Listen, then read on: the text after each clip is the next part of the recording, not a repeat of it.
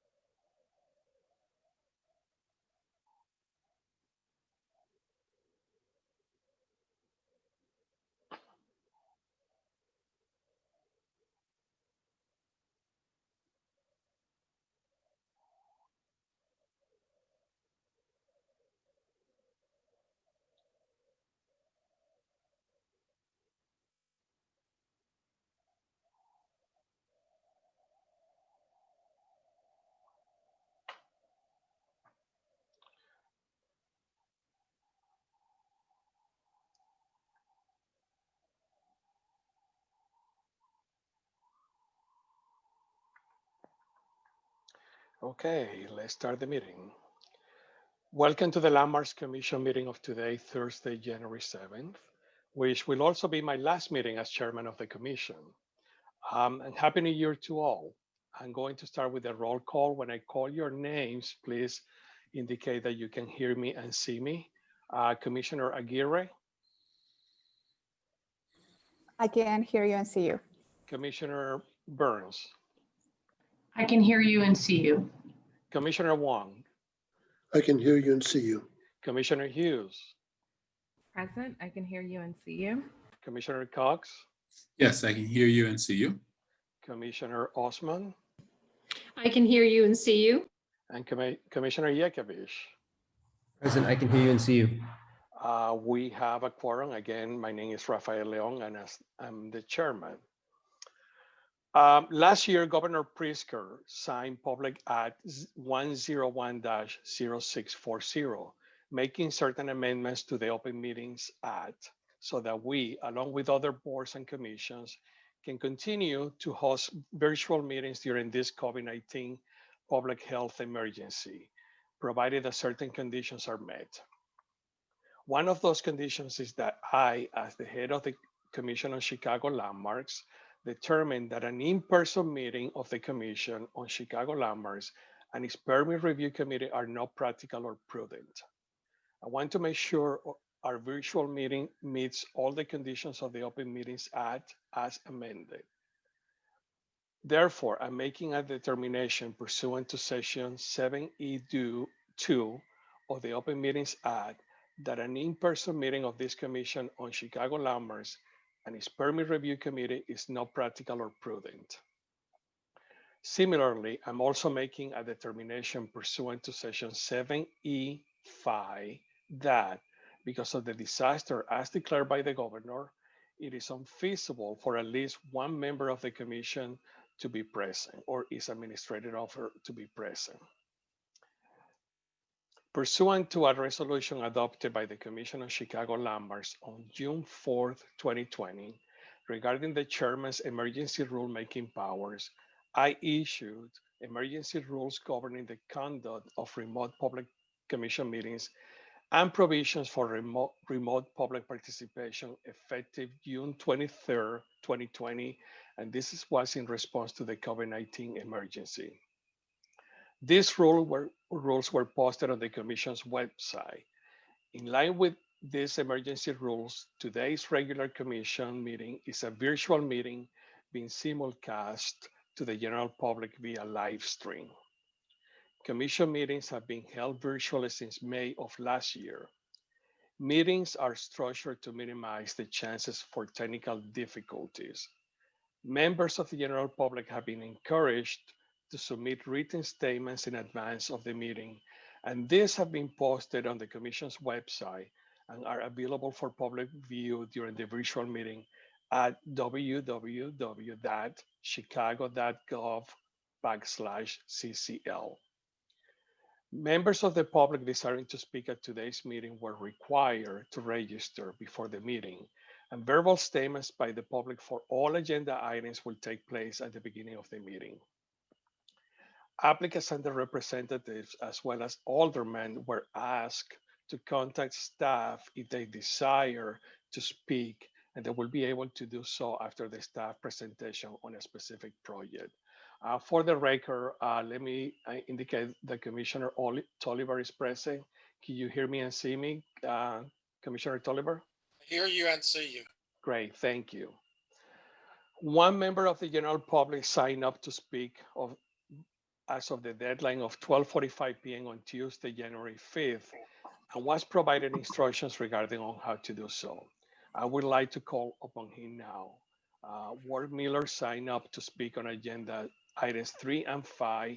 Please limit your comments to 3 minutes per agenda item. And begin by stating your name and the association you represent, if any, for the record. Ward?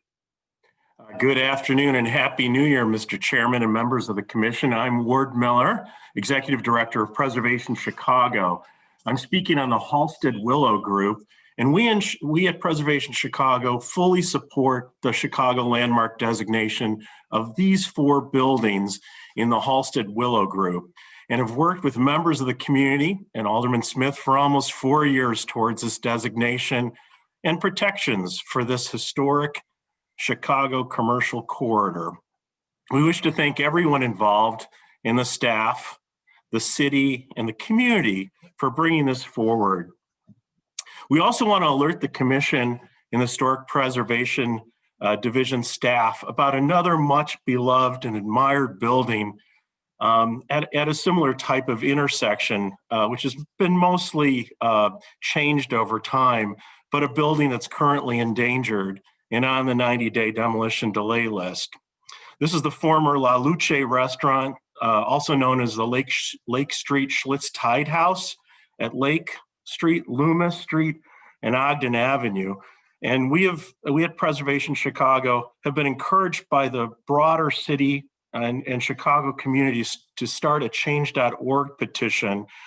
And as of noon today, in just 4 short weeks, we have collected 7,220 signatures in support and to encourage the city of Chicago to protect and landmark this building as part of the Schlitz Tide House district.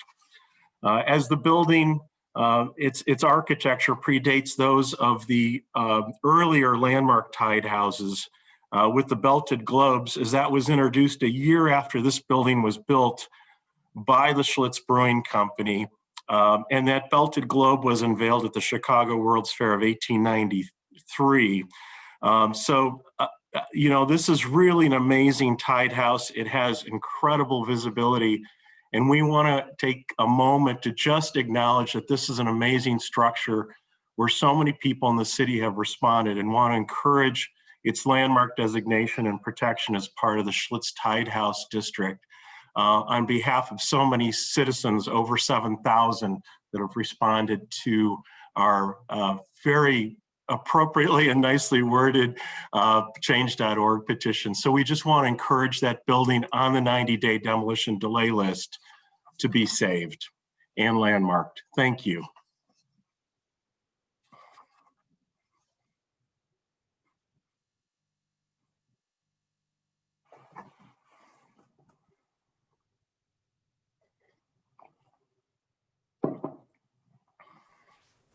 Chairman, you are muted. We can't hear you. Thank you. Sorry about that. Thank you, Ward. You also signed up to speak on agenda item number 5, the city-wide Adopt a Landmark Fund application for the Pilgrim Baptist Church. Will you please make your statement? Yes, thank you again, Commissioner, Mr. Chairman and Commissioners. For the record, Ward Miller with Preservation Chicago. We at Preservation Chicago very much support the Adopt a Landmark funds for repairs to Pilgrim Baptist Church designed by Adler and Sullivan to stabilize and repair the historic walls of this landmark structure extensively damaged by fire in 2006 and most recently by windstorms in 2020. We are hopeful that one day we may see this extraordinary landmark reconstructed on its exterior with its beautiful volumes, roof lines, and detailing restored as part of its reuse plans. This structure is so very important, both historically and architecturally, to not only the Bronzeville community, but to Chicago and the world. We at Preservation Chicago also want to very much support the Adopt a Landmark funds for the Holy Trinity Orthodox Cathedral at 1121 North 11th Street in the Westtown community, which was also designed by Louis Sullivan and constructed between 1900 and 1903. This is a rare surviving church by one of the great masters of architecture and also a world treasure and designated Chicago landmark, which was designated in 1979. So we are very supportive of these two projects. Commissioners, we also wanted to bring your attention to another Bronzeville landmark to the south of Pilgrim Baptist Church, the Phyllis Wheatley House at 5128 South Michigan, which was established for African-American women migrating from the rural South at the turn of the century. It's a very important structure, and the history of the building is amazing, and it's currently in demolition court. And much like the Till family home is not listed in the Chicago Historic Resources Survey. So this is a home that is now extremely vulnerable, and a campaign to save it is underway. And we wanted to ask the commission and the staff at the city to consider this as a Chicago landmark, and also to alert you of its importance and the fact that it's in demolition court. Thank you so much for your consideration of all these amazing projects. And we're here to help you, as you know, wherever we can. And I wish all of you a very happy and healthy new year in this time of so much chaos and in this health crisis. Thank you so much. Thank you, Ward. And that's it. Nobody else signed up to testify. So now we'll go through the agenda. Just as a reminder, when you wish to speak, make a motion or second a motion, please press the raise hand function on the panelist window, which is at the right side of your screen, and I will call upon you. The first item is the approval of the minutes of the previous meeting of December 3rd, 2020. The minutes were circulated to the commissioners, and if there are no changes, I will entertain a motion to approve the minutes. Commissioner, there's just a typo on item 8, page 3. It says motion approved and then approved again, and it should be motion seconded approved. Thank you for the correction. The staff will correct that. Do I have a motion to approve the minutes with the correction as indicated by Commissioner Burns? So moved. Second. Moved by Commissioner Burns, seconded by Commissioner Tolliver, and let me call on everybody. You need to remember you need to speak up. Commissioner Aguirre. Yes. Commissioner Hughes. Yes. Commissioner Osmond. Yes. Commissioner Yekevich. Yes. Commissioner Cox. Yes. And Commissioner Wong. Aye. And I affirm the vote as chairman. So the minutes are approved. Commissioner Tolliver's on now. He moved. He moved Oh, okay. the motion. Yeah. Thanks. Okay, thank you. The next item is the report from the Department of Planning and Development for the Miracle House located at 2001 North Nordica Avenue on the 29th Ward, and Commissioner Cox will make the presentation. Commissioner. Okay, just one moment, if you don't mind. Take your time, please. Okay.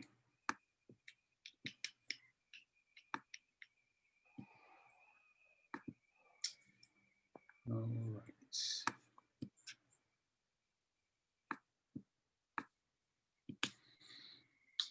All right, thank you, Mr. Chair.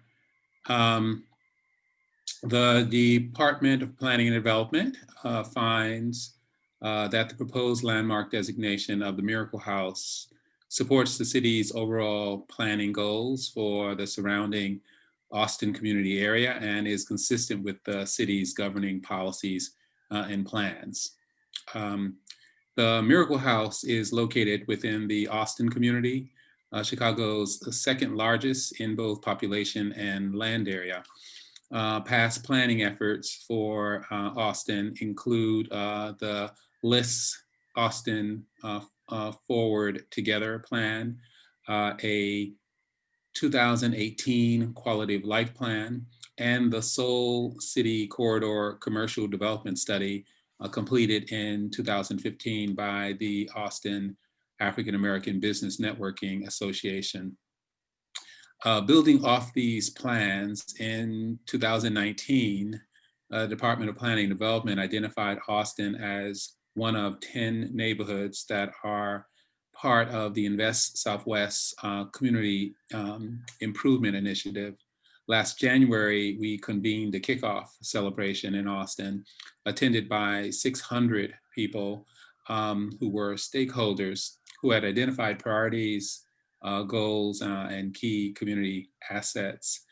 Based on this input, this past August, DPD issued the Soul City Corridor Plan, which is a development framework for Chicago Avenue, the primary commercial corridor in Austin, located 2 miles south of the Miracle House. While the Soul City Corridor Plan focuses on Chicago Avenue, it also identifies broad community assets in Austin, including its designated Chicago landmarks. Designation of the Miracle House will add yet another cultural asset to Austin. The plan also acknowledges design excellence principles that guide our planning work. One aspect of these principles is to honor Chicago's legacy of architectural innovation, a legacy clearly manifested in the cutting-edge design of the Miracle House.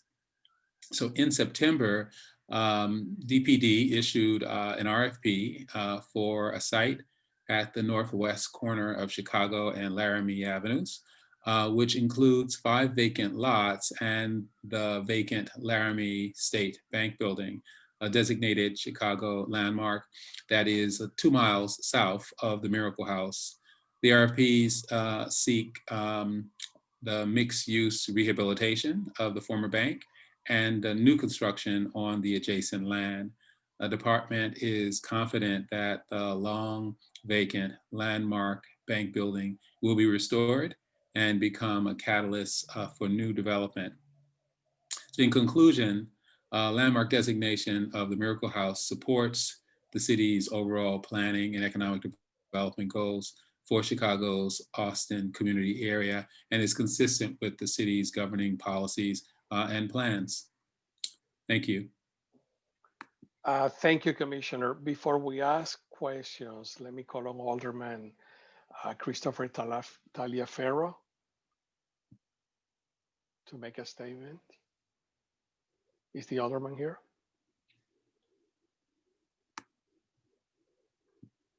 I don't see him here now, but let's wait for a minute while commissioners, do you have any questions for Commissioner Cox? Commissioner Aguirre? Thank you, Mr. Chairman. I was trying to find the hand and then, okay. Getting used to, again, the flow of meetings. Yeah, just a quick question and just to remind everyone, can you, Commissioner Cox, can you just tell us about the ownership, who owns this house? How does this, just to think about the possibilities of now that it's being considered for a landmark, thinking about the ownership and like potential use for this residential private building currently. Great, I'm going to call on Diana to give us the information on that. Diana? Thank you, Commissioner. Sorry. So the owner of the property actually requested the landmark designation. And I believe he was to attend. I'm sorry, I'm looking to see if he may be present. It's Dr. Shiner. I am present. Okay. So if you would like to respond to the question from the commissioner. My name is Dr. David Shiner. I retired about 6 years ago. I practiced medicine in Hyde Park, and my claim to fame is that I was President Obama's physician for 22 years before he became president. I've lived in the house for 20 years, and the house is magical. And I wanted this to be a landmark because I have a huge lot, and I was afraid that sometime in the future somebody could think about putting other houses on the property. This house is amazing. Every time, after 20 years, every time I walk into the house, my heart still skips a beat. It is unbelievable. If any of you have seen the PBS, Jeffrey Bear came out and did a film on it. You'll see some of the inside. The house was built as a raffle prize to raise money for St. William's Church, which is in this parish. When they drew the winning raffle ticket, it was drawn by Kim Novak, who won it for the person who then took over the house. The first people who dwelled here were the Morano family, who own a huge produce distribution company. They lived here 35 years. After 10 years, they had so many children, the house only had one master bedroom, that was all. So they built an annex, which another architect did. The architect for this house, the original architect, was Ido Belli. The firm still exists. It's called Belli and Belli. He also did St. Joseph's Hospital and St. Patrick's High School. The house has no basement. It is suspended by these legs that people call the house the cricket house or the grasshopper house. I have banged my head on it multiple times, so it's solid steel. Mr. Shiner, let me ask you a question, because part of your presentation right now is what we heard last month. Yes. So let me ask you, are you currently living there? Yes, I am. Okay, and is your plan to remain there? As long as I possibly can.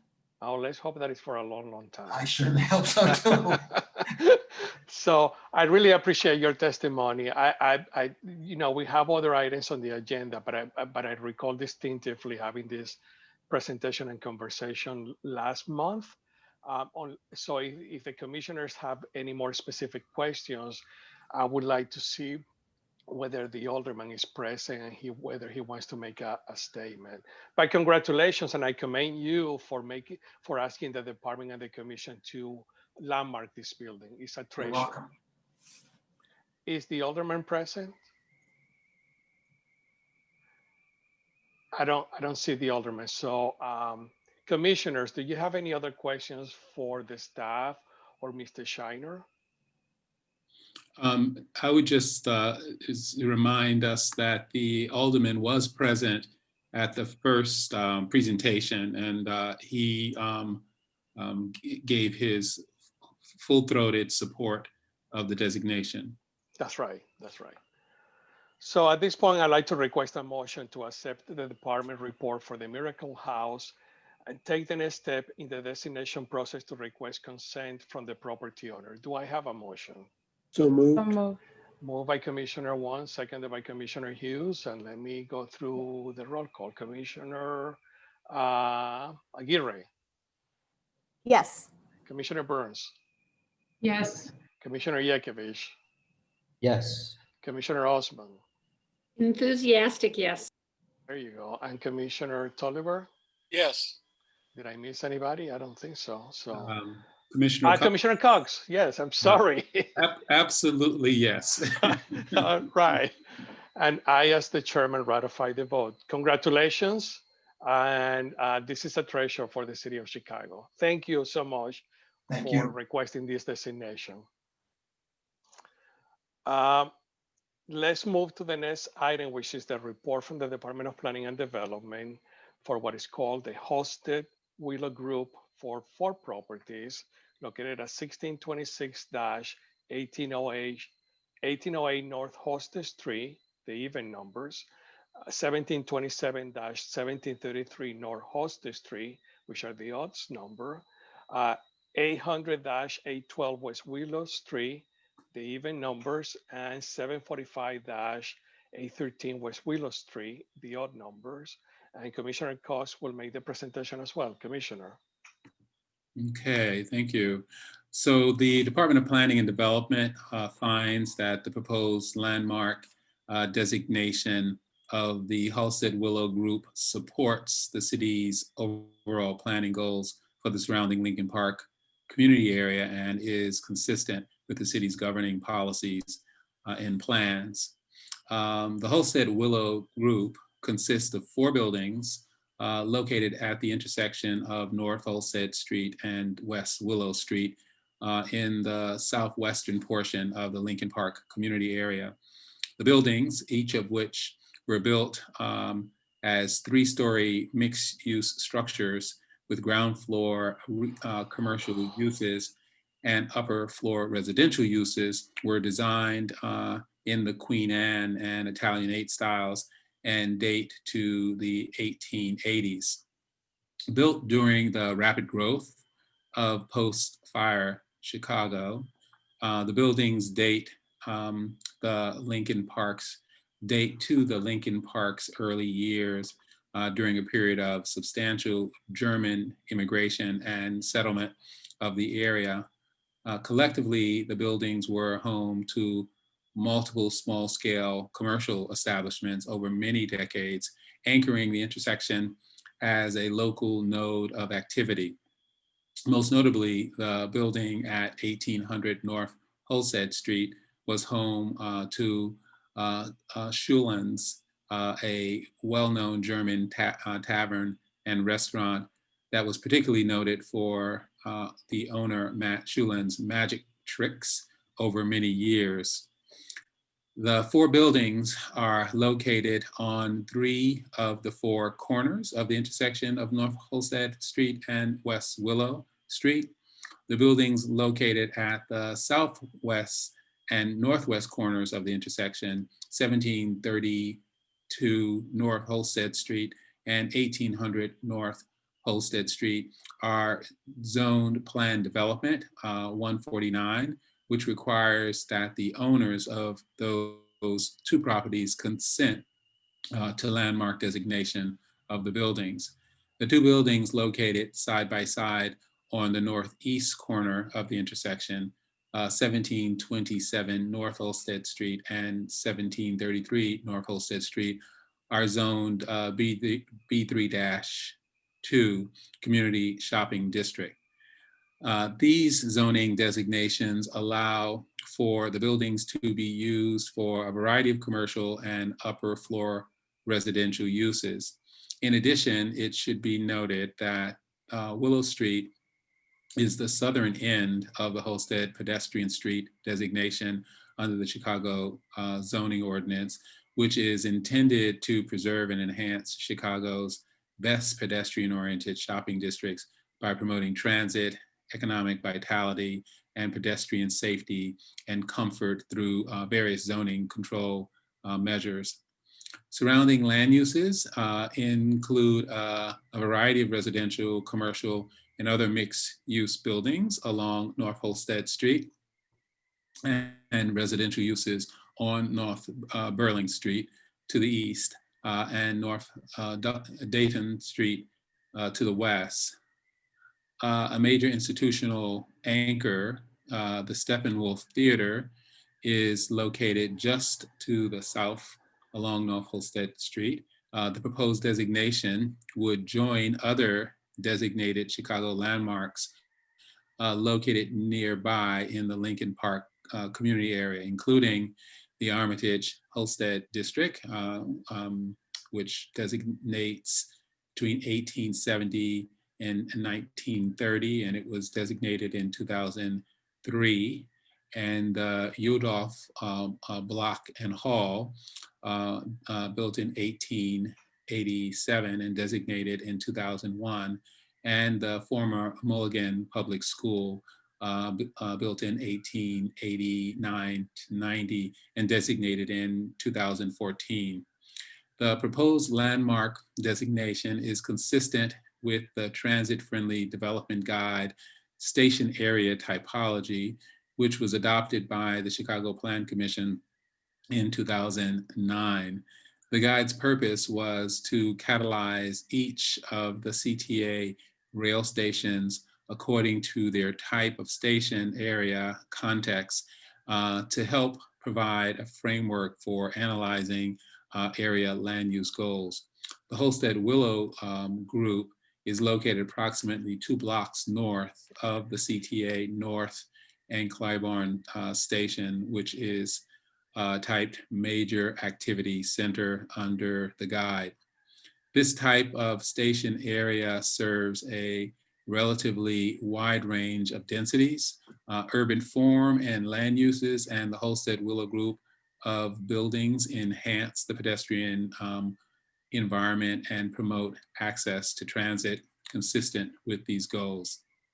And finally, the Holstead Willow group of buildings is located within the boundaries of the Red and Purple Modernization Phase 1 project redevelopment project area.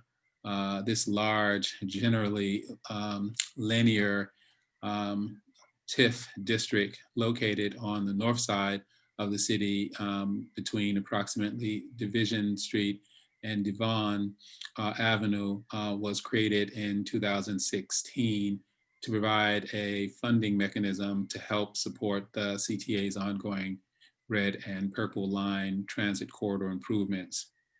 Therefore, in conclusion, landmark designation of the Holstead Willow Group supports the city's overall planning and economic development goals for Chicago's Lincoln Park community area and is consistent with the city's governing policies and plans.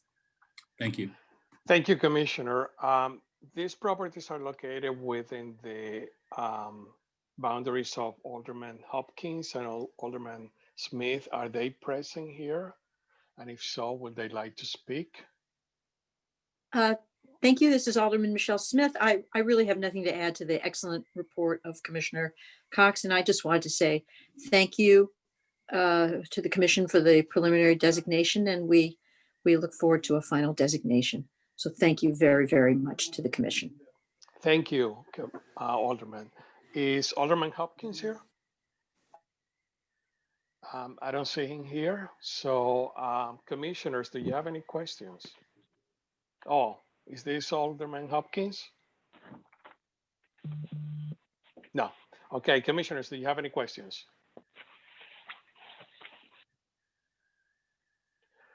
There be none. Just as a reminder, we had a presentation at the last meeting in December with a lot of information, and even the property owners testify. So at this point, I'm going to request a motion to accept the department's report for the Holstead Willow Group and take the next step in the designation process to request consent from the property owners. Do I have a motion? Move. Moved by Commissioner Tolliver. Do I have a second? I will second it, Commissioner Cox. Seconded by Commissioner Cox. Let me do the roll call. Commissioner Aguirre? Yes. Commissioner Burns? Yes. Commissioner Osmond? Yes. Commissioner Yekovich? Yes. Commissioner Hughes? Yes. Commissioner Wong? Aye. And I ratify the vote as chairman. Congratulations. The next item is the citywide Adopt a Landmark Fund application. This is for Holy Trinity Orthodox Cathedral and Refectory, located at 1121 North Levy Street. Matt Crawford will make the presentation. Thank you, Chairman. Can you all hear me well? Yeah, my apologies, it's rectory. I have a typo here. Yeah, we can hear you. Thank you. So at your meeting last November, we informed you of 4 projects that were conditionally awarded by the department for the Adopt a Landmark Fund from the 2019 application round. Each of those projects are required to come back to the Commission for a vote once its scope and budget are developed.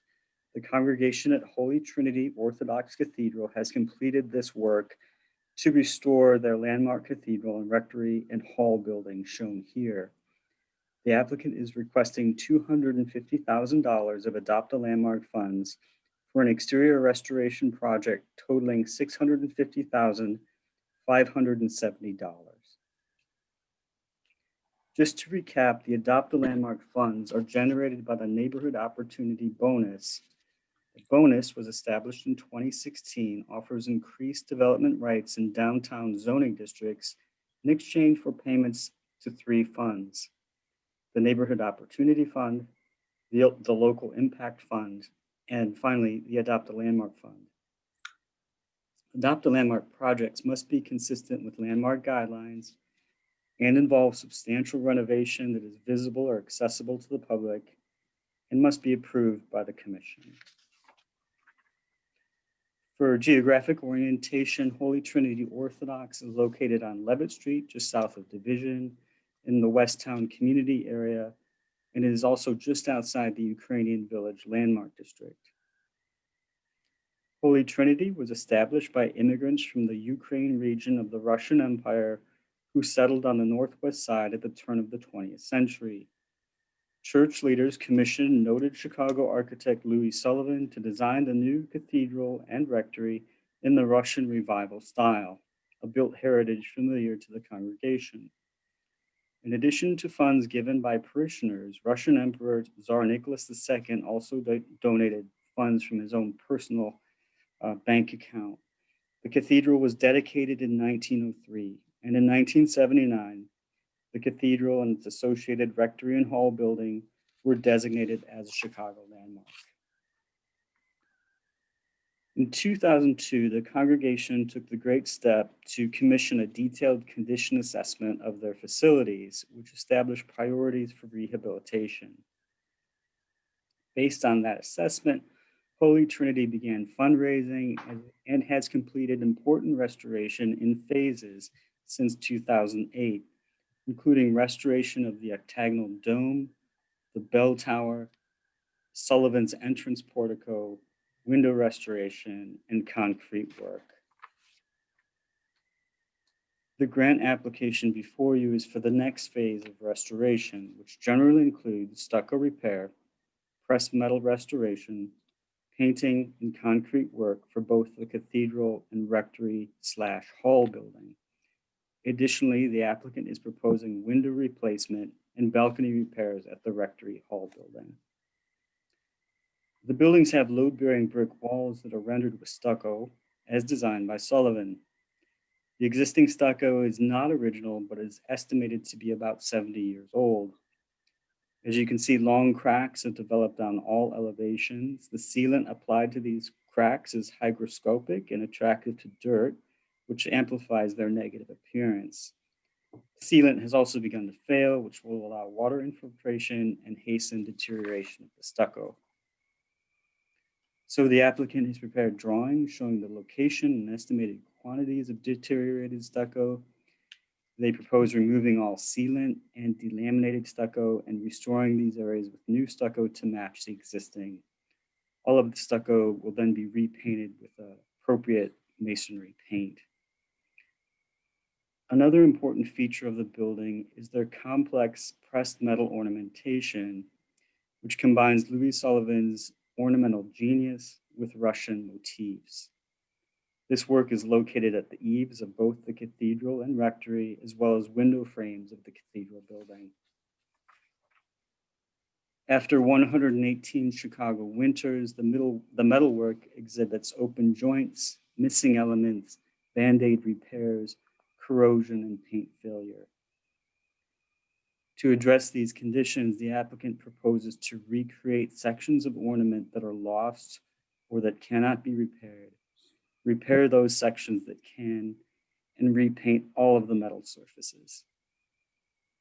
A smaller part of the scope is the replacement of these 2 exterior stairs at the rear of the complex. The new stairs will be concrete and the same size. The additional scope for the rectory and hall building includes repair of rotted elements at the balcony at the front elevation with new material to match the existing. The other additional scope for the rectory and hall building is the replacement of double hung and glass block windows at the first floor, as well as awning windows at the basement. The proposed windows are aluminum clad wood with the same sash and mutton arrangement as the existing. Several of the windows are also non-historic glass block that were installed in enlarged openings in these locations. The applicant proposes removing the glass block, restoring the window openings to their original sizes, and then installing double hung windows. Staff recommends that you approve the project with these conditions. First, all work must be submitted to us for review and approval as part of one or more building permit applications. Staff may require material samples, paint colors and finishes, shop drawings, specifications, mock-ups. All work should be done in accordance with the Commission's guidelines and the Secretary of Interior standards. Number two, the applicant should prepare a mock-up of stucco repair at the rear elevation of the cathedral and notify staff to approve that mock-up prior to stucco work commencing. Number three, similarly, the applicant will notify staff to review replicated sections of pressed metal side by side with historic elements prior to installation. Number four, the applicant should notify Commission staff of any undocumented detrimental conditions found during the course of the work. Number five, the applicant and the escrow agent shall enter into an escrow agreement in a form acceptable to the Corporation Council in order to assure that the project is completed and paid for in a timely manner. And finally, upon completion of the landmark project, the applicant should notify Commission staff, provide the necessary certification documentation, and provide access so that staff can conduct a final inspection of the work and provide an informational report back to the Commission. Final payment from the Adopt a Landmark Fund is subject to certification by the Commissioner of the Department that the project was completed in accordance with the requirements of the AAL funds, the project scope of work, the agreement, and landmark guidelines. Staff recommends the Commission approve the resolution before you to grant the Adopt a Landmark funds to the applicant. What you see before you is the complete exhibit, which is the detailed budget, which is attached to that resolution. That is Exhibit A. It outlines the scope of work, which calls for a $250,000 grant for the $650,570 restoration project. The resolution, exhibit, and drawings were included in your packets, as was a letter of support from Alderman Hopkins. Should you vote to approve, the department will then enter into a written agreement with the applicant that will incorporate the resolution. And Holy Trinity would love to begin work in the spring. Father Alexander Coranda, Dean of the Cathedral, is in attendance, as are members of the restoration team, should you have any questions. Thank you. Thank you, Matt. I have a couple of questions. When will they start the work? They want to get started in the spring. They actually wanted to get started last construction season, but with COVID and I was also detached to the health department. There was some setbacks, but they're ready to go in the spring. And this project is over $600,000. 250,000 comes from the Adopt a Landmark. Do they have the rest of the money? Yes, they do. Okay. I don't see the alderman here, and I'm trying to identify the father. Oh, I'm sorry. It's Alexander Coranda. Alexander Coranda. I don't see Alexander Coranda here. Okay. Commissioners, do you have any questions for Matt? Chairman, I think Father Alexander is, I see it in my grid. I think he's raised his hand. Oh, okay. All right. Would you like to speak? Oh, here it is. He is. Alexander Coranda? Yes, thank you. I can't say I have any additional comments to the presentation except just a word of appreciation for the work that the commission and Landmarks does here, and as well as working with the team that we've had under this department. You know, certainly there's been a lot of different struggles we've had to overcome in the past year with everything going on with certain delays, but nevertheless, our enthusiasm and excitement for restoring this landmark, which is an important part of our history in Chicago, is very strong. So I thank you for your attention to this item during this meeting, and we look forward to your approval for our continued work and labor. Thank you. It's a beautiful building. And by the way, I think that it looks very much like it belongs in California as well. It's very California style. It's a beautiful building. Commissioner Yekovich. Thanks, Commissioner. I guess my concern is with regard to the stucco, and you know, whether the cause of all the cracking has been identified, and just to make sure that when it's repaired, that it's repaired in the proper way. And my concern is that it potentially almost looks like it all needs to come off. And I'm just because it looks like it's cracking everywhere. And so the concern would be to try to avoid another patchwork job if possible. And I know the funds are always limited, but it looks like I just want to know if the cause has been determined, and you know, whether there's any thought to allowing, is it a moisture issue? And is there any thought to, you know, redesigning the wall a little bit so that there actually can be drying behind the wall? Stucco is very complicated. And so I'm just curious about that, and with the restoration team, if they have any thoughts. I think it has to be done with care. That's it. Thank you. Thank you. Matt, do you know the answer, or is there an architect here? I can speak a little bit to what was in the condition assessment that was done by Johnson Lasky Architects in 2002. They are a well-known Chicago firm specializing in historic preservation work. They felt it was attributed to differential expansion, thermal expansion between the brick and the stucco itself. They did, and again, it's from the 1950s, so it's been there a while. They did feel that differential expansion contraction between the stucco and the brick could be addressed by expansion joints that could be installed. Okay. I believe that Commissioner Hughes, have you raised your hand? Yes, my comments were along the same lines as Commissioner Yekovich. I was very concerned about the stucco and a climate like this. You said, you mentioned that it looks like a California property, and that's for a reason, right? So I was, my concerns were similar to Commissioner Yekovich. So thank you. Thank you. Commissioner Burns, you also raised your hand. Yes, thank you. Just a comment, because I had similar questions that were raised by my fellow commissioners. But a comment is, I have walked on foot past this property maybe 10 times since the pandemic in my effort to be outside and get a good long walk. It's such a beautiful property, but for even a casual person who passes by, it really appears like it needs some TLC. And I'm very excited about the possibility of this building within maybe 9 months or a year, looking as beautiful as it can be, because it has so much going for it. So I was very excited to see the application, and I'm very much in support of it. And I can't wait to walk past it when it's complete. Great. Any other comments, commissioners, or questions?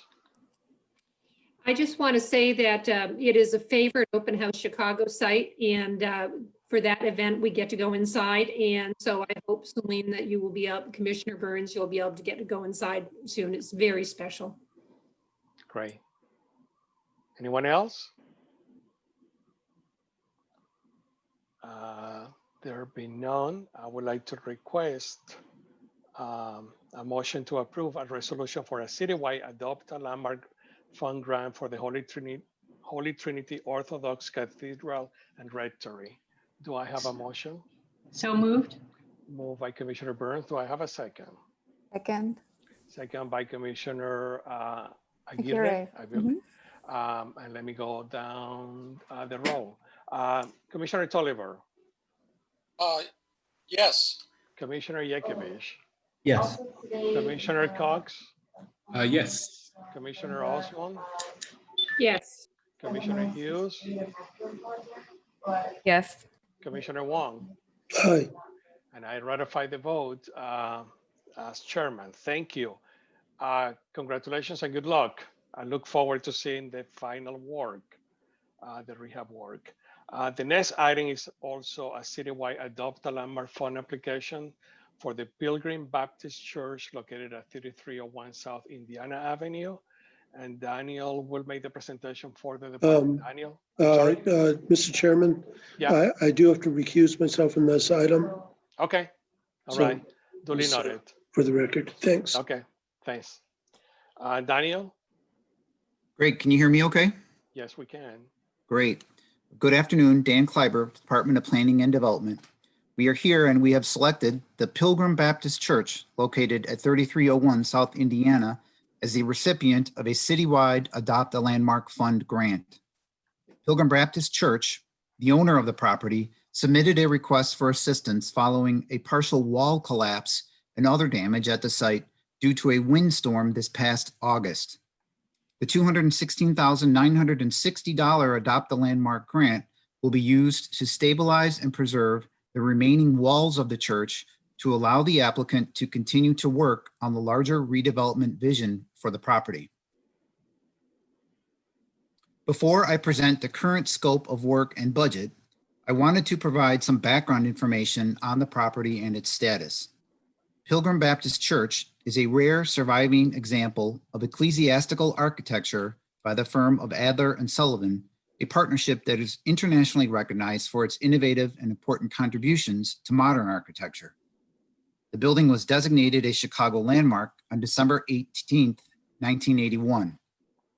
As you may be aware, the church suffered a fire in 2006 that resulted in the loss of significant portions of the building, leaving only the 3-story perimeter walls in place. The west and north facades are multi-withe walls consisting of limestone cladding with common brick backup. These walls were braced following the fire. The south and east walls are multi-withe brick walls consisting of red face brick with common brick backup. In 2016, as part of a review of a demolition permit application, the commission determined that the walls that remain have substantial historic and architectural value and sufficient integrity to convey the characteristics that make the significance of the building recognized and understood. The general mass, fenestration pattern, location, siting, and detail of the historic remaining walls convey Sullivan's mastery of scale and proportion. The owner has maintained the walls since the fire, and together with partners and their team have a larger vision to adaptively redevelop the site into a National Museum of Gospel Music. Fundraising and pre-development activity is currently underway. An Adopt a Landmark grant application for the museum project was received by the department as part of the 2019 application round. When ready, the redevelopment plans for the museum will be presented to the commission for review. And as I indicated, last August, a large portion of the south brick masonry wall collapsed during a high wind event known as a derecho. As the storms raced across the entire Midwest, wind speeds of 85 miles per hour were reported in Chicago, while associated tornadoes with estimated wind speeds of over 100 miles per hour were also recorded. Immediately following the event, the remaining walls were assessed by Wiss Janney Elsner Associates, and a copy of their report was included in your packets. A scope of work has been developed to include sorting through the brick to salvage as much as possible of the red face brick and store it for future use on the site. The remaining debris will be removed and the site will be secured. As part of the project, the areas of loose brick on the remaining sections of the south and east walls will be removed. The upper portion of the tall, unsupported pier that remains at the southeast corner will also be removed to avoid the risk of the walls falling onto the adjacent power lines. The tops of the remaining walls will be covered with a waterproof covering to limit water penetration into the masonry walls. Once the debris is removed, further evaluation of the walls that remain will be made to ensure a stable condition. The north and west walls were minimally damaged during the windstorm. The entrances will be boarded up and the limestone arches along the north elevation will be stabilized and repaired. The wood blocking for the stabilization bracing will also be reviewed and any deteriorated wood will be replaced. As previously stated, the $216,960 Adopt a Landmark grant will cover the repair and stabilization costs to preserve the remaining walls of the church while the applicant continues to work on the larger redevelopment vision for the property. Therefore, staff recommends approval of the project with these conditions, some of which I will just summarize. Number one, all work must be submitted to the Historic Preservation Division of the Department of Planning and Development for prior review and approval as part of one or more building permit applications. Number two, the existing historic face brick shall be salvaged and brick that is in sound condition shall be stored in a secure location for future reconstruction. Number three, the applicant and the escrow agent shall enter into an escrow agreement in a form acceptable to the Corporation Council as part of the Adopt a Landmark agreement between the city and the applicant in order to assure that the landmark project is completed and paid for in a timely manner. And number four, upon completion of the landmark project, the applicant shall notify commission staff, provide the necessary certification request documentation, and provide access to the landmark building as necessary so that staff can conduct a final inspection of the work and provide an informational report to the commission. Final payment from Adopt a Landmark funds is subject to certification by the commissioner of the department that the project was completed in accordance with the requirements of the Adopt a Landmark funds, the project scope of work and budget, the agreement, and the landmark guidelines. Any funds that have not been used upon completion of the stabilization project shall be returned to the citywide Adopt a Landmark Fund. The project is located in 3rd Ward, and I believe that Alderman Dowell is here and would like to say a few words about the project. In addition, Cynthia Jones, chairman of Pilgrim Baptist Church, is here with members of her team as well as other representatives. Thank you. Thank you, Dan. Can we hear from Alderman Dowell? Thank you, Chairman Leone. My name is Brian Friedman. I'm here on behalf of Alderman Pat Dowell. I'm one of our staff members in the 3rd Ward. Good afternoon and Happy New Year to all the commission members. Thank you for considering this Adopt a Landmark application. As you guys know, Pilgrim Baptist Church is a very important historical landmark for the city of Chicago and the Brownsville community specifically. There's been a lot of planning and work done for the property to put it back to productive use.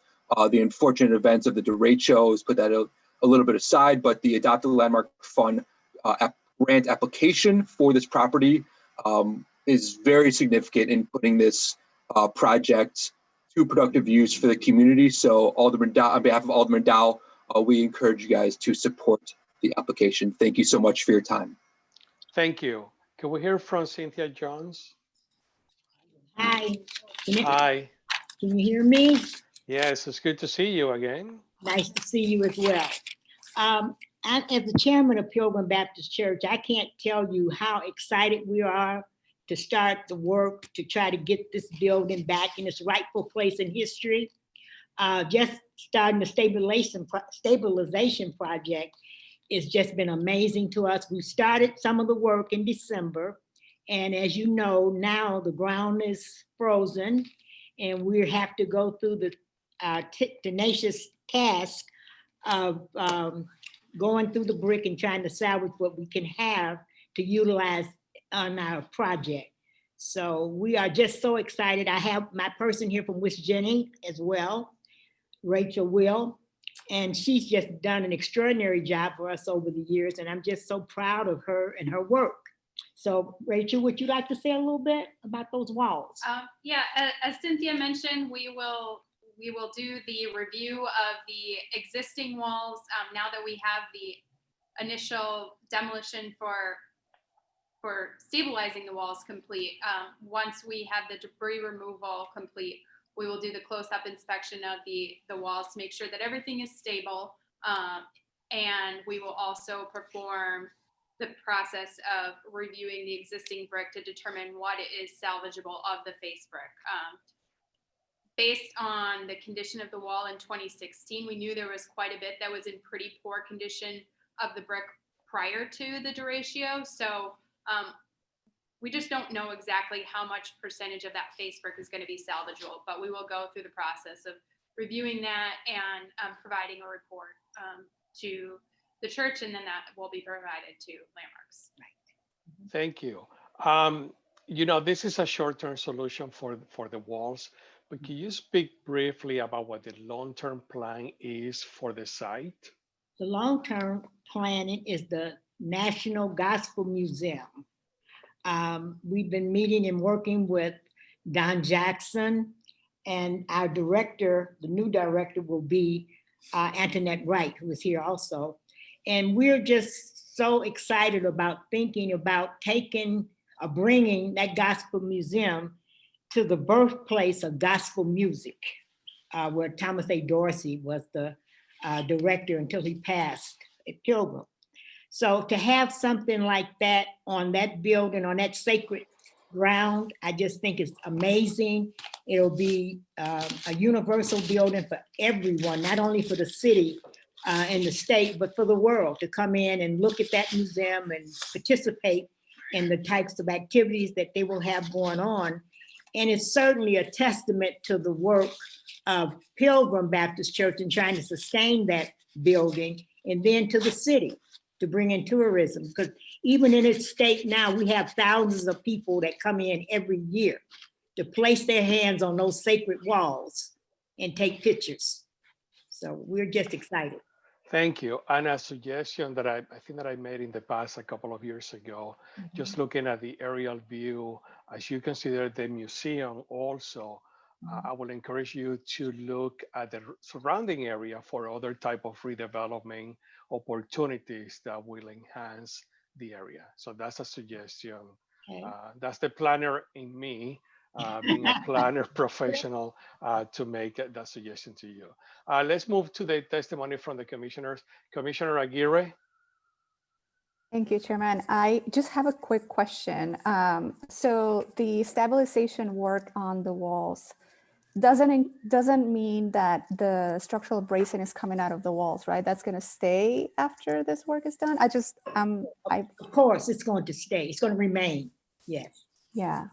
So I'm excited to see, you know, more and more this incremental development of this wonderful asset. So yes, congrats.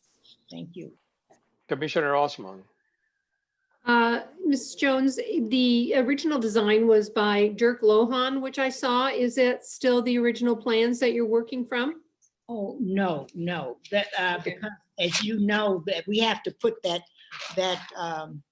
roof back like it was on the original building. No. So that is no longer an option for us. We know that. Thank you. But just for your information and commissioners, the transaction will come back to the commission when they're ready to proceed. Right. So you'll have an opportunity to see it. Commissioner Cox. Right.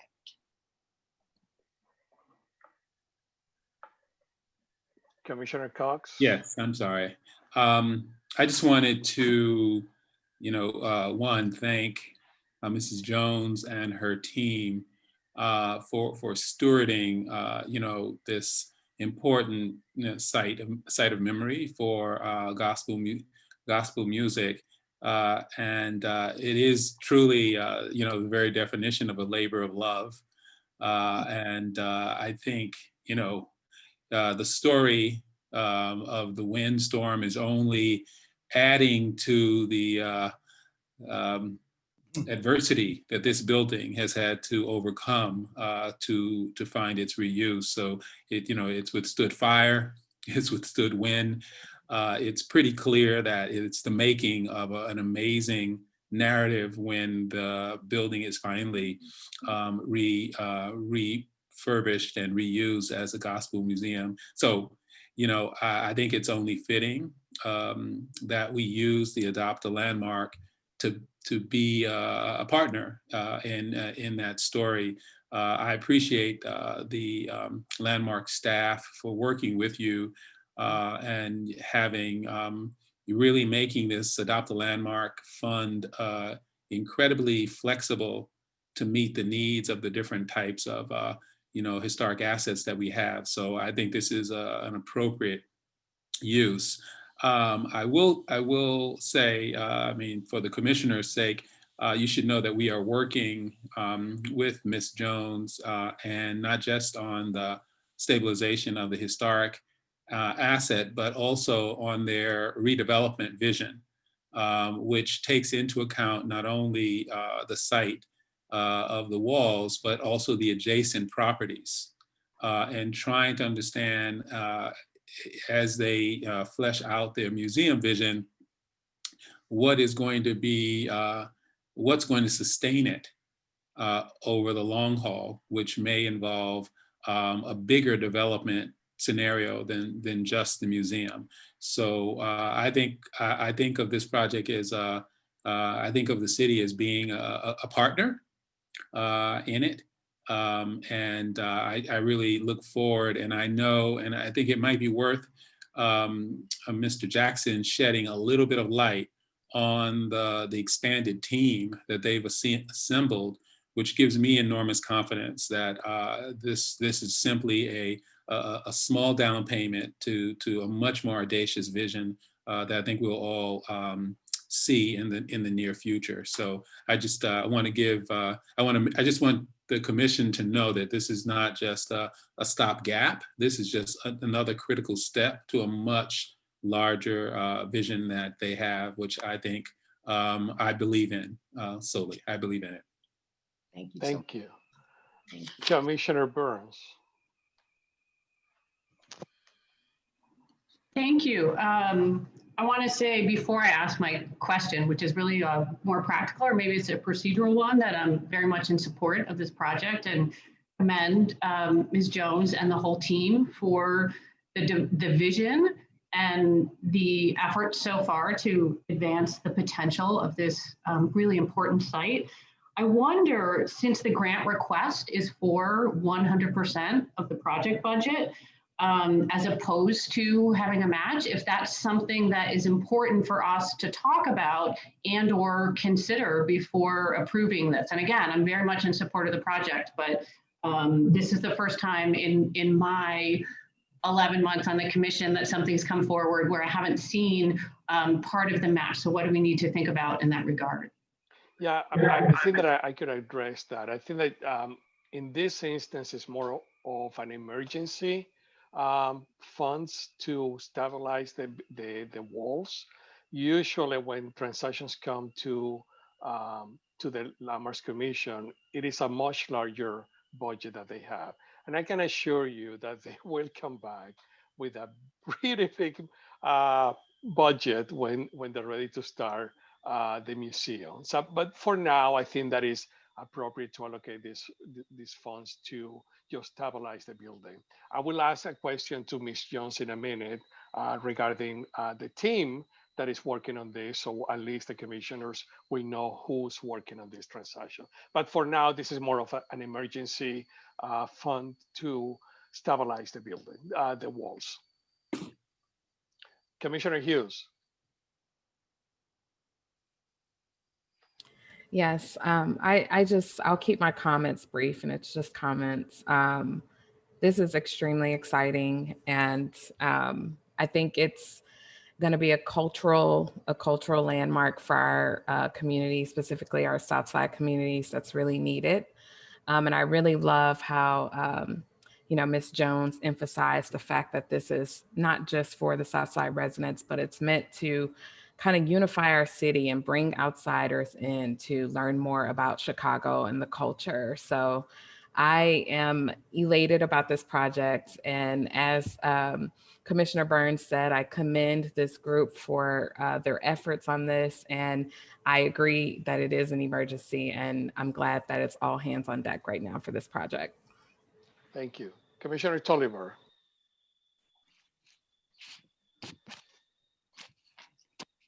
Commissioner Tolliver, you may be muted. Can't hear you. We can hear him. Now you can hear me. Now we can hear you, yes. Thank you. I'm first of all going to say hello to Ms. Jones. She knows we've known each other for a long time. And you were going to ask about the team. Yes. And she'll talk about Mr. Don Jackson, who's nationally known. But I recently had a conversation with him because in Nashville, they have opened up the National Museum of African American Music, and one of the exhibitions focuses on gospel music.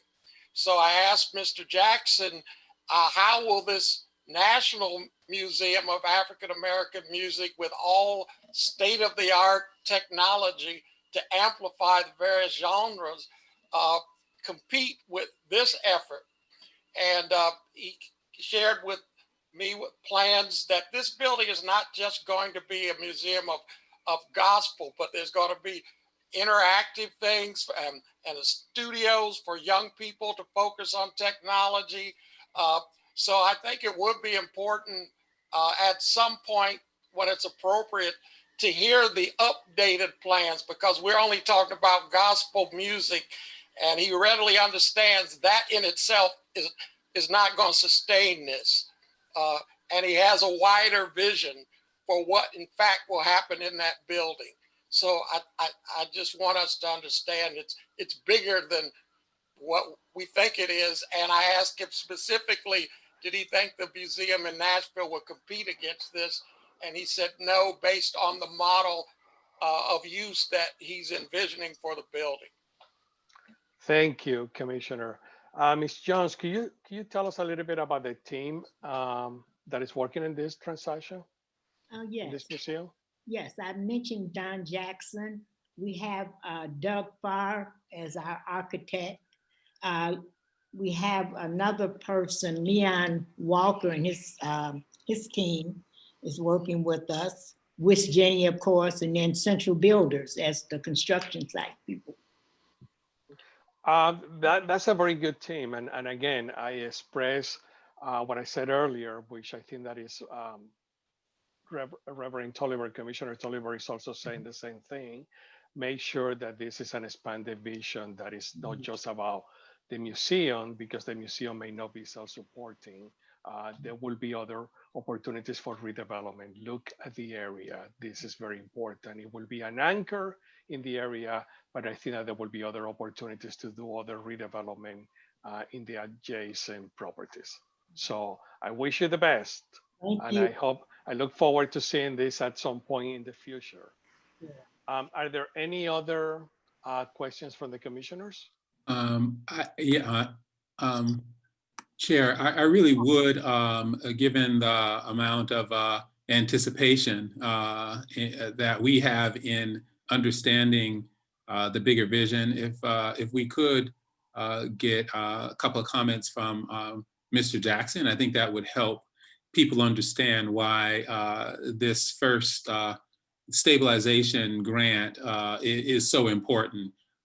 Because clearly, if there are no authentic remains on the site, you can't have the vision.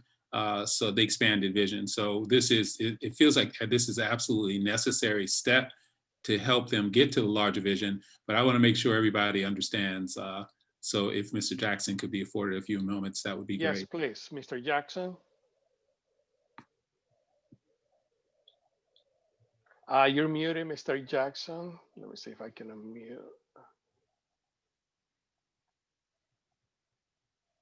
Mr. Jackson is also on the phone. If he wishes to speak from phone, he has to press *6 to unmute. Okay, that's beyond my comprehension. Too much technology. Okay, hello? Hello. Yes. Can We you? can hear you. Yes, thank you. All right, thank you. It's been just an exciting opportunity. I'm in the business of television, and we've been producing the National Stellar Gospel Music Awards for the past 35 years. And the big vision is to have a national museum of gospel music that not only is a museum, but also an environment where we have the ability to do television productions and provide young people with a stage, video teaching about what our business is about, and bringing national gospel music artists to the city of Chicago. I had been looking for a site to do a national museum, which there isn't in the country. I am a part of the board of the Nashville Museum of African American Music, and I've contributed to that. This is a much bigger vision exclusively in this arena of gospel music that will do so much more with the way it's being designed, the way we're going to mentor to young people to bring television to our community, which we don't have currently right now. I am a lifelong resident of Chicago on the west and south sides of Chicago. And when this was presented to me to walk through the ruins of the fire and Thomas Dorsey and the job that Pilgrim has done, I thought it was a natural match. We've had 3 free gospel music concerts in the community at a church, right, Apostolic Faith Church down the street, where we had an overflow crowd. And that was our intent, to see how the community would respond. And it was just tremendous. We had national gospel music artists coming in from all over the country. So we have their support. We also have the support of the State Senator Maddie Hunter. They've already given us a grant of over $3 million. So we are really on our way. But the bigger picture really is having a site that will be the only site, the national site, of what can take place here in the city of Chicago that can benefit our community, benefit our youngsters, and bring television to the city of Chicago in our community. I've been producing television for the past 50 years. We put on the Bud Billiken Day Parade, Know Your Heritage with the Chicago Public Schools. We started the Stellar Gospel Music Awards, which is a national television production. And my desire is to make this a bigger footprint so that we can attract even more around the museum and the talent that we can bring to the museum. So this is a first step in securing the building. Pilgrim's done a magnificent job, and this request is just to keep the site in a position where we can get our historical tax credits, which we're well on our way. But that's the big vision of it. It's not just a museum. And, I've contributed to the museum in Nashville, Tennessee. I'm on that board. I know what it's all about. And we don't have these kinds of structures in our community. I was the chairman of the DuSable Museum in Chicago for the past 15 years. I'm no longer there.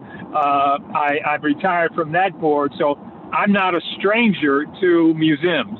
And I know that it has to do more than be about our history.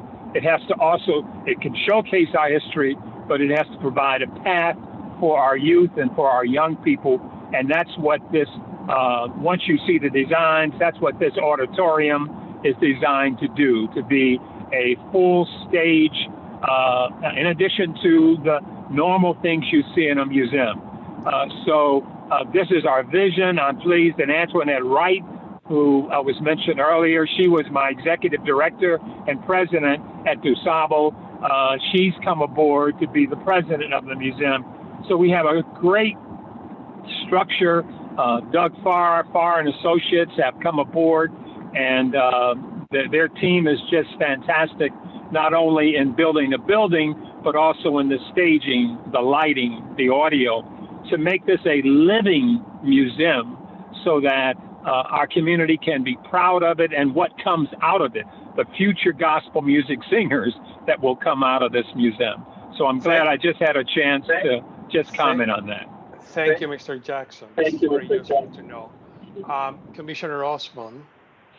I just want to emphasize what Mr. Jackson was saying, but also what you were saying, Commissioner Leon, is that, with our Open House Chicago this year, we did a Black Metropolis music trail, and it's just so rich in Bronzeville. And I think this would actually supply the anchor for it, because that's what it needs. You've got First Church of Deliverance, you've got the Forum, you've got the Ebenezer Missionary. So there's just rich architecture, rich musical legacy, but it would be great to have something that really anchored it. So I think there is that anchor and that collaborative opportunity. Thank you. Are there any other questions from the commissioners? There be none. I would like to request a motion to approve a resolution for a citywide Adopt a Landmark Fund grant for the Pilgrim Baptist Church. Do I have a motion? So moved. So moved. Moved by Commissioner Tolliver, seconded by Commissioner Hughes. Commissioner Cox, Yes. Commissioner Osmond, Yes. Commissioner Aguirre, Yes. Commissioner Burns, Yes. Commissioner Yakovich, Yes. Commissioner Wong. Recused. Oh, I'm sorry, yes. Let the record show that Commissioner Wong is recused from voting in this transaction. Thanks for the reminder. And I, as chairman, approve the transaction as well. I vote yes.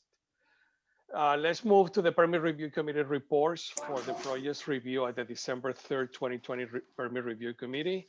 And let me call on Commissioner Wong for the presentation. Thank you, Mr. Chairman. The Permit Review Committee reviewed and conditionally approved one project at its December 3rd, 2020 meeting. The second project that was listed on the agenda was deferred to a future meeting at the request of the applicant. The report summarizing the scope of the proposed project and the committee's decision was included in your packets. This report is for your information and for the record. Thank you. Thank you. Let's hear from Larry Shure regarding the report on permit decisions by the commission staff for the month of December 2020. Thank you, Mr. Chairman. For the month of December, staff reviewed 101 permit applications. 4 of these applications relate to projects reviewed by the Permit Review Committee. A total of 111 reviews were performed by staff, and the average number of days to issue the approval or corrections was 4.2 days. Staff also reviewed 13 sign applications during the month of December. Thank you, Larry. Any questions for Larry from the commissioners? I don't see anybody asking questions. Let's move to the last item on the agenda, which is the announcements. There is the meeting of the program committee, the review for suggestions received from the public for Chicago Landmarks destination will be held on Tuesday, January 26th at 10 a.m. And please see the chicago.gov/CCL website for link to the live streaming. The deadline for submissions is Tuesday, January 19. All suggestions must be submitted on a suggestion form available in the Chicago Landmarks website. So this is it for me.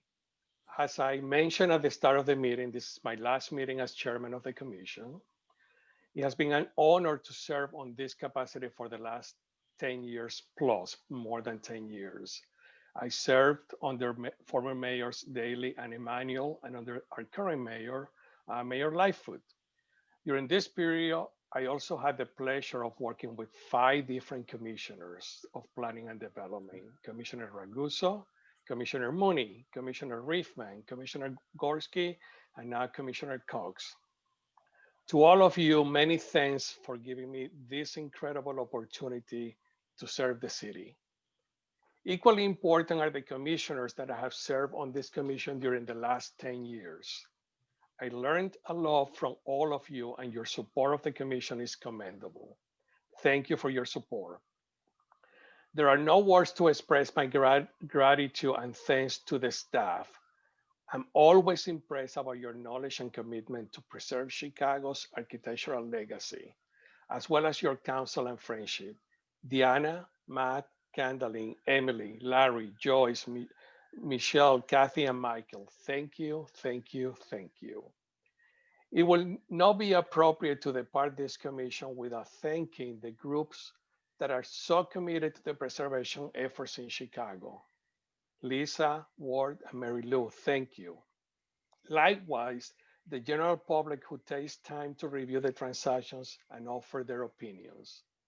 If you are listening, Mr. Blakemore, we may not agree on the approach to testifying in front of the commission, but know that your commitment to public participation and testimony is commendable.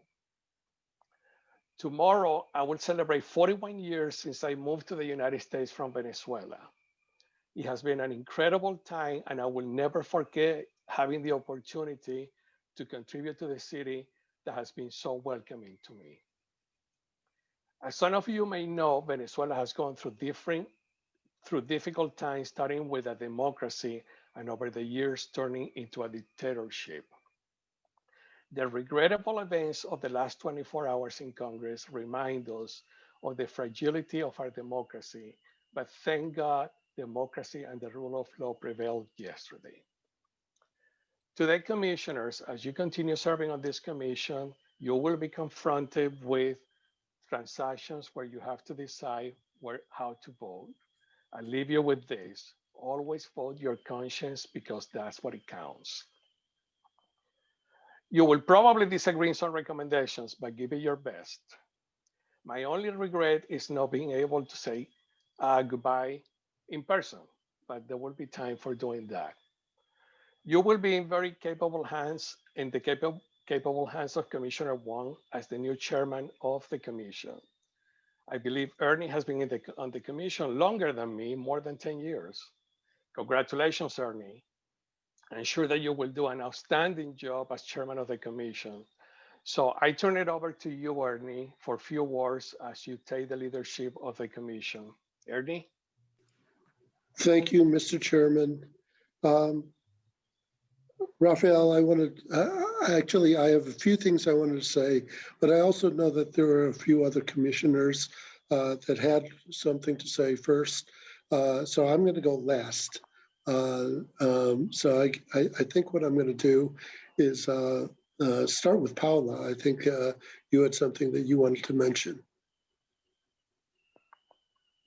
Thank you, Commissioner Wong, Commissioner Leon, Rafael. I just want to acknowledge your service. I think there's something really special about committing to spend time, energy, wisdom, enthusiasm for not only your 10 years in this commission, but your previous work serving the city of Chicago. So I want to acknowledge that. And thank you for that. I also want to thank you personally for your openness and guidance from day one and orientation day as a young commissioner, learning, the complexity of serving in a position like this. So I really want to thank you for your openness and the kindness in which you offer guidance and advice and listen, and also your leadership in this space. I think I really admire your leadership and the way that you facilitate and guide us through these different processes and transactions and conversations, oftentimes with a lot of tension, but you do it in a very, very gracious way. So I want to thank you personally, professionally, and I look forward to continue working with you beyond the space of the commission. So truly very grateful for having met you through this space. Yeah. Thank you. Thank you, Commissioner Gary. Was there anybody else that had wanted to say something? So Go I ahead. have my hand up. Yes, please. Chairman Leon, I joined this commission, a little over a year ago, and I must admit, from the first months, I was really taken aback at how well the commission functioned, and there's a steadiness in your leadership that has made this, quite frankly, one of the best commissions that I've served on.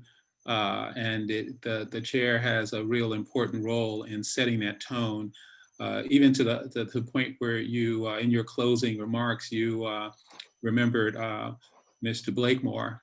And I think your patience with allowing his voice to be heard and the right of his voice to be heard, it was, I think, just emblematic of the kind of steady leadership that you've provided and a kind of welcomeness that often in matters that are contentious but are really heartfelt. So I now know that is also a part of the larger story of coming from a country like Venezuela and the tolerance and patience that you have, and of course 10 years.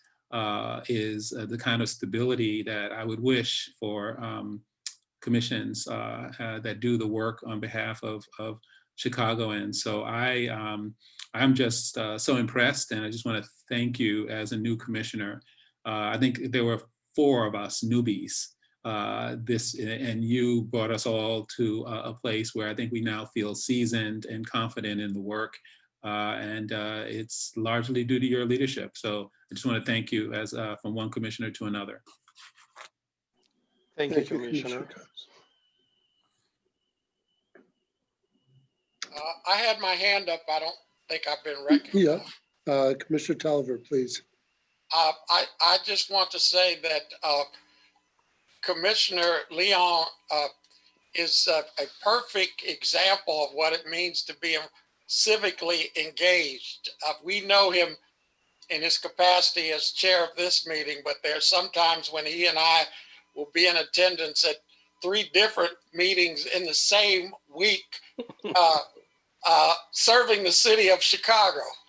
And he brings that same amount of enthusiasm and dedication to each of those activities. And I'm sure there are many more that I don't know about. And I think his second office is in the City Hall of Chicago, so he's not going to disappear. He's just leaving this group. I'll be around. Thank you. Hello, if I might say a few words as well. Please. Commissioner Leon, I wanted to also express our thanks on behalf of the commission staff. We've really enjoyed working with you. We will miss you. You have always been available. You've guided us. You've provided great leadership, and we wish you well. Hopefully we'll be in touch, and thank you very much. Thank you, Deanna. Was there anybody else? Thought I saw for a second. Yes, there's a hand up, Hughes. Commissioner Hughes, please. Thank you. Chairman. You have talked me off of several ledges and calmed down my powerful voice. But seriously, thank you so much for your leadership and your guidance. And I only hoped to be, as half the leader that you are someday in these types of spaces. You are. No, but seriously, it's been a roller coaster and a heck of a ride. And there's leaders like you that make serving much easier for us, because we have the right leadership in place to guide us. And so thank you from the bottom of my heart. And I really, really hope to stay in touch. And yes, we will celebrate in person. We will celebrate your service in person when we're able to come back together. So again, thank you. Thank you. I just like to say one. Go ahead, Commissioner Tinkovich. So Chairman Leon, It's actually surprising. It's like a blink of an eye, but I guess I've been serving with you for 5 years. And I just want to say similarly that you've helped me tremendously over the years. And I want to thank you for the guidance that you've given to me and your great leadership on the commission and in your work that you do throughout the city and community development. So I look forward to obviously continuing to our relationship and giving you our celebration in the future. Thank you. Just quickly, Commissioner Leon, I just want to say I admire your leadership. You've done a phenomenal job, and I'm only sorry that I've only served with you for under a year. I echo that, Commissioner Osmond. Commissioner Leon, you are such a fine example of public service with an emphasis on public. This has been about, in our time together, your focus on balancing the city's interest and government's interest with the public. I hope to carry that with me in my future with the commission. And I think it's an unbelievable example for anyone out there in government. Thank you for all that you've done. Thank you. Chairman Leon, you will always be a chairman, not chairman in my mind. You know, this city really owes you a great debt for everything that you've done. And it's just an honor for me to have served under you, and even more of an honor to succeed you, which is really, I come to this with a mixed bag of emotions. One of them that I'm terrified because you've set such a great high bar for leadership. But secondly, now I have to behave. And it's, but in all seriousness, you've really taught us how to listen and how to hear the people of Chicago. And that's so important, especially in this day and age. We need more of that, and we need more of you. So I thank you for being a mentor, for being a hero, quite frankly. And, you know, the things that you've endured, coming as an immigrant to this country and coming and doing the things that you do have just been so incredible. So thank you. And I'm going to thank you also for the peaceful transition of power. It's much needed. Thank you. Thank you, everyone. Thank you for your kind comments. I mean, I cannot express my gratitude to all of you. Recently, somebody asked me, what are you going to do with your time now that you don't have the commission meetings? And as I thought about it, I said, maybe I'll take very long naps on the first Thursday of every month. Working from home, you get used to taking naps during the day. So maybe the naps on the first Thursday of the month will be longer. So thank you, everybody. I'm sure that I will be seeing you around and not going away. I'll still be around the city. So it has been a pleasure working with all of you. So actually, Ernie, I'll turn it over to you to adjourn this meeting. Thank you. And so the Commission on Chicago Landmarks for today, the main meeting is now adjourned. Can I have a motion? And a second? I move. Commissioner Leon moves it, and a second by Commissioner Gary. All in favor? Aye. Good luck, everybody. Thank you. Happy New Year, everyone. Permit review, thank you. Happy New Year. The Permit Review Committee will start in about 5 minutes, so 2:30-ish. All right. Bye-bye. Thank you. Bye-bye. Bye-bye. Take care.